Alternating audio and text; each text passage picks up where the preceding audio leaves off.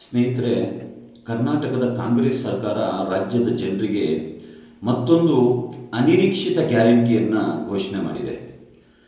ನಿನ್ನೆ ನಡೆದಂತಹ ಕ್ಯಾಬಿನೆಟ್ ಸಭೆಯಲ್ಲಿ ರಾಜ್ಯದಲ್ಲಿ ಕೋಮು ಸಾಮರಸ್ಯಕ್ಕೆ ಧಕ್ಕೆ ತರುವಂತಹ, ಕೋಮು ವಿಷಬೀಜ ಬಿತ್ತುವಂತಹ ಪ್ರಮೋದ್ ಮುತಾಲಿಕ್ ಇರ್ಬೋದು, ಚೈತ್ರ ಕುಂದಾಪುರ ಇರ್ಬೋದು, ಶರಣ್ ಪಂಪೇಲ್ ಇರ್ಬೋದು, ಬಸವನಗೌಡ ಪಾಟೀಲ್ ಯತ್ನಾಳ್ ಇರ್ಬೋದು, ಪುನೀತ್ ಕೆರೆಹಳ್ಳಿ ಇರ್ಬೋದು ಮತ್ತು ಇಂತಹ ಹಲವಾರು ದ್ವೇಷ ಭಾಷಣ ಮಾಡುವಂತಹವರ ಕೇಸ್ಗಳನ್ನು ಹಿಂಪಡೆಯುವಂಥ ತೀರ್ಮಾನವನ್ನು ಮಾಡಿದೆ.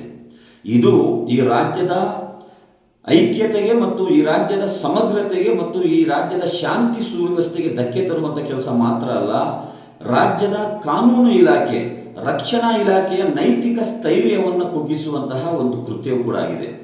ಹಾಗಾಗಿ Social Democratic Party of India ತತ್ಕ್ಷಣ ಈ ದ್ವೇಷ ಭಾಷಣಗಾರರ ಮೇಲೆ ಹಿಂಪಡೆದಿರುವಂಥ ಪ್ರಕರಣಗಳನ್ನು ತತ್ಕ್ಷಣ ಕೈ ಬಿಡಬೇಕು. ಅಷ್ಟು ಮಾತ್ರವಲ್ಲ, ಕೆಲವು ಕನ್ನಡ ಪರ ಮತ್ತು ರೈತ ಪರ ಹೋರಾಟಗಾರರ ಕೇಸನ್ನು ಹಿಂಪಡೆದಿರುವಂಥದ್ದು ಸ್ವಾಗತಾರ್ಹ.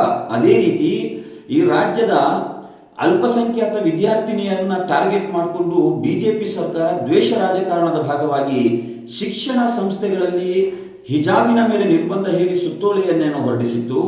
ಕಳೆದ 4 ವರ್ಷಗಳಲ್ಲಿ ಇದರ ವಿರುದ್ಧ ಈ ವಿದ್ಯಾರ್ಥಿನಿಯರ ಸಾಂವಿಧಾನಿಕ ಹಕ್ಕಿನ ಪರವಾಗಿ ಹೋರಾಟ ಮಾಡಿದಂತಹ ಹಲವಾರು ಹಿಜಾಬ್ ಪರ ಹೋರಾಟಗಾರರು, ವಿದ್ಯಾರ್ಥಿನಿಯರು ಮತ್ತು ಪೋಷಕರ ವಿರುದ್ಧ ಪ್ರಕರಣಗಳು ದಾಖಲಾಗಿವೆ. ಇಂದಿಗೂ ಕೂಡ ಅವರು ಕೋರ್ಟಿಗೆ ಅಲಿತಾ ಇದ್ದಾರೆ. ಆ ವಿದ್ಯಾರ್ಥಿನಿಯರ ಪ್ರಕರಣವನ್ನು ಹಿಂಪಡೆಯುವಂತಹ ಒಂದು ಇರಾದೆಯನ್ನು ಈ ಸರ್ಕಾರ ಮಾಡಿಲ್ಲ. ಅದೇ ಸಂದರ್ಭದಲ್ಲಿ ರಾಜ್ಯದ ದಲಿತರು ಮತ್ತು ಅಲ್ಪಸಂಖ್ಯಾತರ ಮೇಲೆ ಹಲವಾರು ಸುಳ್ಳು ಪ್ರಕರಣಗಳು ದಾಖಲಾಗಿವೆ. ಆ ಬಗ್ಗೆಯೂ ಕೂಡ ಯಾವುದೇ ಚಕಾರ ಎತ್ತಿಲ್ಲ.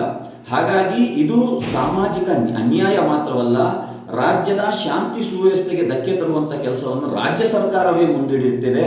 ಹಾಗಾಗಿ ಈ ದ್ವೇಷ ಭಾಷಣಗಾರರ ಮೇಲೆ ಏನು ಪ್ರಕರಣಗಳನ್ನು ನೀವು ಹಿಂಪಡೆದಿದ್ದೀರಾ ಅದನ್ನು ತತ್ಕ್ಷಣ ಕೈ ಬಿಡಬೇಕಂತೇಳಿ ಈ ಮೂಲಕ ನಾನು ಆಗ್ರಹಿಸ್ತಾ ಇದ್ದೇನೆ.